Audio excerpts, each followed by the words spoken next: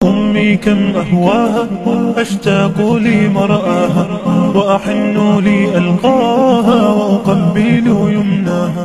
Pertanyaan sekarang, saya yakin Tuhan saya Allah, tapi Allah nggak kelihatan. Ada alasan tak kenapa Allah nggak kelihatan? Ada alasannya. Anda tanamkan baik-baik, ini masalah akidah yang paling penting. Kata Nabi, atau disebutkan dalam banyak riwayat, bahwasanya nabi-nabi pun belum pernah ada nabi yang lihat Allah, termasuk Nabi Muhammad SAW. Kita ambil dalilnya dalam hadis Bukhari. Waktu Nabi SAW pulang dari Isra Mi'raj, jemaah sekalian, Aisyah bertanya radhiyallahu anha, berkata, istri beliau, ya Rasulullah, hal tara rabbak, apakah anda waktu Mi'raj ke langit, terima perintah salat, sempat lihat Tuhan anda enggak? Lihat enggak Allah itu bagaimana? Apa jawaban Nabi SAW? Nurun ala nur anna arah. Allah itu cahaya, di atas cahaya, terang sekali, bagaimana saya bisa melihatnya? Artinya Nabi SAW mengatakan, saya sendiri belum pernah lihat bagaimana itu Allah. Contoh sebelumnya Nabi Musa alaihissalam. Nabi Musa waktu menerima wahyu Taurat itu selama 40 hari turun Taurat lengkap. Al-Quran 23 tahun baru lengkap. Kalau Taurat 40 hari nunggu di gunung Tursina. Tursina sebuah wilayah di Mesir sekarang. Itu banyak gunung-gunung batu, ada satu gunung batu yang tinggi, Nabi Musa nunggu di situ. Setiap hari Jibril datang turunin surah, turunin ayat gitu. Setelah berlalu 37 hari dari 40 hari menunggu Taurat turun, Nabi Musa alaihissalam tiba-tiba bertanya kepada Allah, mengatakan begini dalam Al-Quran, A'udzubillahi minasyaitonir rajim, Rabbi arini anzur ilaik. Wahai Tuhanku, izinkan aku melihatmu. Aku beriman kau ada ya Allah, tapi aku ingin lihat kau bagaimana. Allah menjawab, tidak mau mengecewakan Nabi Musa. Sebagai manusia Allah mengatakan, lan tarani. Perlu anda tahu dalam bahasa Arab jemaah sekalian ada 3 kosakata la, tidak yang berarti tidak. Ada la biasa artinya tidak, ada lam dengan mim, lam artinya tidak pernah, ada lam dengan nun, lan artinya tidak akan pernah. Allah mengatakan apa? Lan tarani, kau tidak akan mampu melihatku wahai Musa. Tapi Allah nggak mau kecewain Musa. Ternyata Musa selama 37 hari jemaah sekalian kagum-kagum lihat gunung-gunung batu di situ. Pergantian siang malam, burung-burung yang terbang, air yang mengalir di lereng-lereng gunung. Lalu dia mengatakan, Allah mengatakan apa? Walakin unzur ilal jabal, fa in istaqarra makanahu fa sawfa tarani. Coba kamu lihat gunung-gunung batu di sekitarmu hai Musa. Kalau mereka bisa menampung kedatanganku, kata Allah, kau akan bisa melihatku. Apa yang terjadi? Allah lanjutkan, falamma tajalla rabbuhu lil jabal, waktu Allah baru niat mau datang, belum datang, ja'alahu dakka, semua gunung batu itu hancur lebur, tidak mampu menampung kedatangan Allah. Wa kharra Musa sa'iqa, lalu Musa pingsan tiba-tiba. Waktu Nabi Musa bangun, langsung ucapkan kalimat, amantu billah, saya beriman pada Allah. Berarti fakta lapangan, nabi-nabi aja belum pernah lihat Allah. Masih pertanyaan lagi jemaah sekalian, kenapa Allah nggak bisa kelihatan? Saya akan jawab dan tolong ini jadikan sebagai pegangan hidup. Ini landasan akidah kita. Kata para ulama, karena anda kalau sholat, anda mengucapkan satu kalimat yang merupakan jawabannya. Allahu Akbar. Allah Maha Besar. Akbar adalah siga mubalaghah dalam Islam.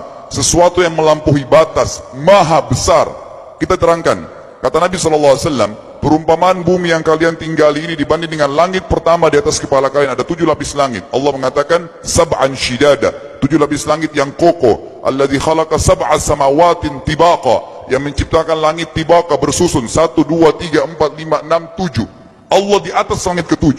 Kata Nabi SAW, perumpamaan bumi yang kalian tinggalin dibanding dengan langit pertama di atas kepala kalian, ibaratnya seperti cincin yang dibuang di padang pasir. Jadi kita tidak akan pernah bisa melihat ujungnya langit karena kita sangat kecil, dan ini terbukti secara fakta.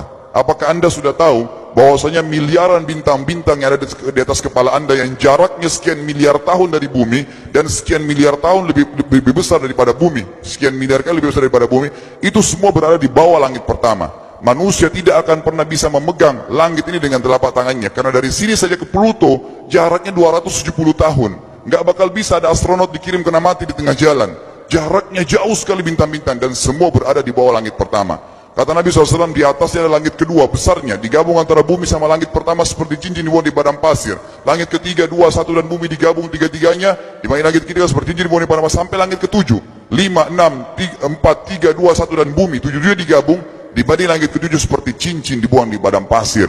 Dan langit yang luas ini jemaah sekalian dipenuhi dengan makhluk Allah yang lain namanya malaikat. Dalam hadis Bukhari kata Nabi SAW, waktu saya sedang dimi'rajkan ke langit, tidak ada 4 jari pun ukuran di langit yang luas itu, kecuali saya temukan malaikat yang sedang ruku atau sujud, penuh dengan jumlah mereka. Anda tahu malaikat itu ada namanya nama kelompok. Seperti Raqib Atid itu kelompok. Di bawah Raqib banyak miliaran malaikat, di bawah Atid miliaran malaikat. Sama dengan Munkar Nakir. Ada memang nama kelompok. Makanya kalau manusia 5 miliar, Raqib Atidnya 10 miliar. Raqib Atidnya 10 miliar. Lalu kata Nabi SAW, di atas langit ketujuh ada Sidratil Muntaha. Besarnya digabung antara 7 lapis langit dan bumi. 8 hanya seperti cincin di bawah di padang pasir. Di atas Sidratil Muntaha ada sebuah lautan yang Allah ciptakan. Lautan itu besarnya digabung antara Sidratil Muntaha, 7 lapis langit dan bumi. 8, 9-9-nya seperti cincin dibuang di padang pasir. Makanya kalau Anda baca Quran, Anda baca ayat wa kana arsyu 'alal ma', singgasana Allah di atas air. Ini maknanya, air adalah ada lautan.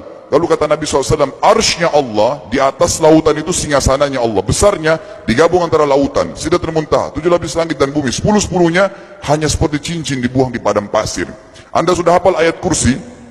Apa artinya? Ayat tanda-tanda kebesaran Allah. Kursi itu artinya bukan tempat duduk, tapi tempat pijakan kaki raja di singgasana. Kalau raja ingin naik singgasananya dipijakan kaki, itu namanya kursi. Kita baca apa? Wasi'a kursiyuhu as-samawati wal ard. Pijakan kakinya Allah saja sudah menutupi seluruh langit dan bumi ini. Jadi kita mustahil bisa melihat Allah karena besarnya Allah Azza wa Jal. Tinggal kita tutup jemaah sekalian. Kira-kira, lalu bagaimana saya berhubungan dengan Allah? Jawabannya sederhana. Anda lingkari namanya Allah, ini Tuhan kita. Yang menyembah selain Allah kafir, yang mempartisipasikan Allah dengan makhluknya, masih sembah berhala, kuburan, jimat, namanya syirik. Dua-dua nggak boleh. Untuk berhubungan dengan Allah yang tidak kelihatan dengan mata kita ini, tapi kita bisa rasakan keberadaannya, cuman satu cara. Di bawahnya lingkarin ibadah. Salat, puasa, zakat, haji, takziah, ziarah kubur, semua ini adalah rangkaian ibadah untuk berhubungan dengan Allah. Semua ibadah ini jemaah sekalian harus seperti yang Allah mau, bukan yang Anda mau. Ini penting. Karena kalau tidak seperti yang Allah mau, Allah tidak terima. Bagaimana caranya supaya bisa seperti yang Allah mau? Ikuti buku pedomannya. Ada Al-Quran, ada Sunnah. Yang beribadah keluar dari 2 pedoman wahyu ini tidak akan diterima oleh Allah. Seperti Anda kalau kerja di perusahaan, pimpinan perusahaan kasih peraturan. Senin pakai baju kuning, Selasa baju hijau, Rabu pakai baju hitam. Datang jam 7, keluar jam 5 sore. Ternyata Anda tidak. Hari Senin Anda pakai baju yang hari Rabu. Datangnya jam 9, keluar jam 2 siang. Dikeluarkan oleh pimpinan atasannya. Itu baru peraturan manusia. Bagaimana dengan peraturan Allah Azza wa Jal? Maka kita simpulkan semua jemaah sekalian adalah, yakinlah Tuhan Anda Allah ada, satu-satunya Tuhan. Kalau Anda sedang sakit, yang ciptakan Anda Allah, yang ciptakan penyakit Allah, yang menciptakan kesembuhannya Allah. Kalau kita sedang musibah sama, kalau kita sudah senang juga sama. Semoga Allah SWT menjadikan kita orang-orang yang senantiasa beriman padanya, dan juga selalu bertumbuh dalam keimanan tersebut serta mengikuti syariat. أمي كم أهواها أشتاق لمرآها وأحن لي ألقاها وأقبل يمناها